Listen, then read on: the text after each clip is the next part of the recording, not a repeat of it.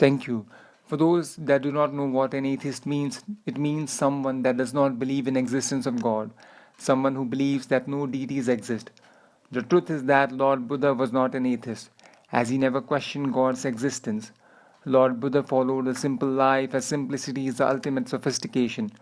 Lord Buddha envisioned God differently than common humans.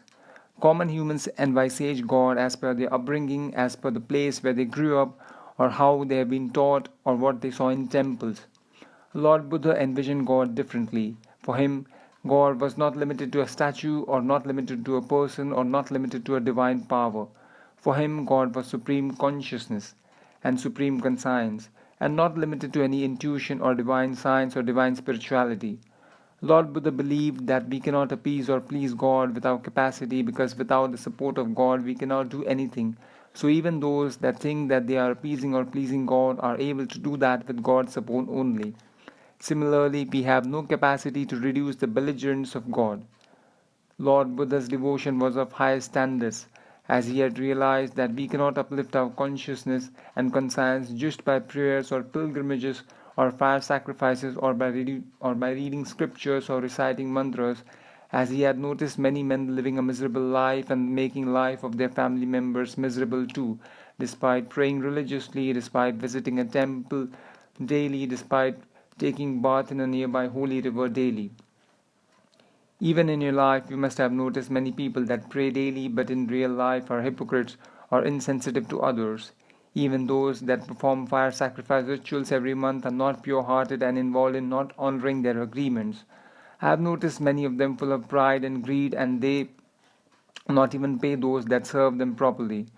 It cannot be denied that fire is considered as a deity in many nations. Thus, people consider that sacrificing to fire is the ultimate ritual to appease or please God. However, this is not true. True sacrifice is sacrificing our anger, greed, jealousy, laziness, lust, overeating, and pride. The items that are sacrificed to fire already belong to the higher power, so it is not a sacrifice.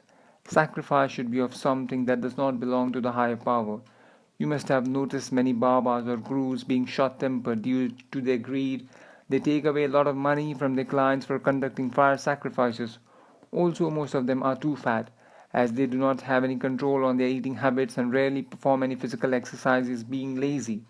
These people may have spiritual knowledge, but the knowledge does not help them have equanimity and a balanced state of mind. Thus, most of them do not have peace in life. I do not devalue these Babas or Gurus, some of them are indeed nice. I do not devalue fire sacrifices also. However, we must understand that this is Kali Yuga, that's the dark age of materialism. The first Yuga was Satya Yuga. In that very Yuga, potency of prayers or fire sacrifices was 100%. Then in Treta Yuga, its potency reduced to 75%. Then in Dwapar Yuga, its potency reduced to 50%, and now in this very Yuga of Kali, potency has reduced to less than 25%. And as this Yuga is progressing, it's further reduced to lesser than 20%. Lord Buddha knew all this, thus wanted to simplify people's paths to attain peace, equanimity, balanced state of mind, using simple and universal techniques that can be followed easily by anyone of any clan, class, or creed.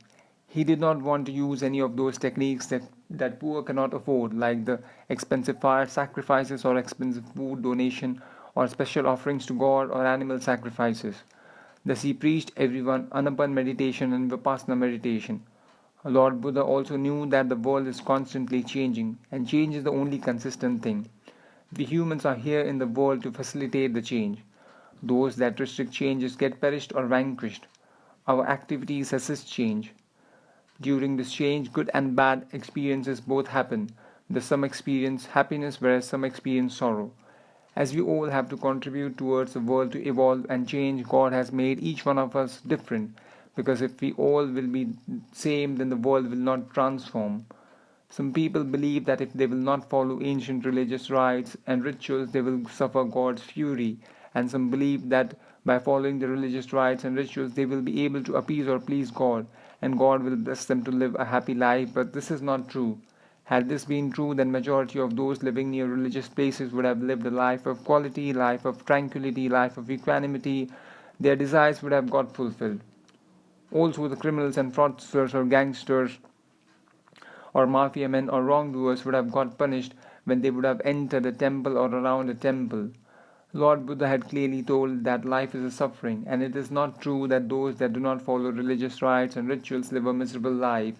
People do or act as per their design. So instead of being obsessed about religious rites and rituals, people must try to enhance their consciousness, and only with elevated consciousness we will be able to contemplate ourselves and will be able to conceive others clearly, and thus can reduce conflicts, confusions, and struggles. A better understanding helps to act wisely in all situations. An elevated conscious mind helps to handle stress, prevent addictions, control agitation, avoid annoyance, and avoid reacting to petty experiences. This is something too essential, as we all know that due to social networking websites becoming a part of our life and news being live all the time, we get inclined to pay our attention to many things and even get encouraged to react to it. Those that ignore current affairs are at times devalued, demeaned, and disparaged by their colleagues. So we persistently get distracted and have to pay attention to many things that we cannot control or change. This is reducing our attentive abilities. Lord Buddha knew that such problems will arise in future, thus he prescribed some simple practices that can enhance our attention and elevate our consciousness. Such practices prevent people to engage in aggressive acts or unlawful activities, and eventually people can have a blissful and peaceful life. If you liked what I said, then please give a thumbs up and subscribe to my channel, as I will upload more talks on such topics. Also, if time permits you, then please listen to my other talks. I wish you have a wonderful day and stay safe.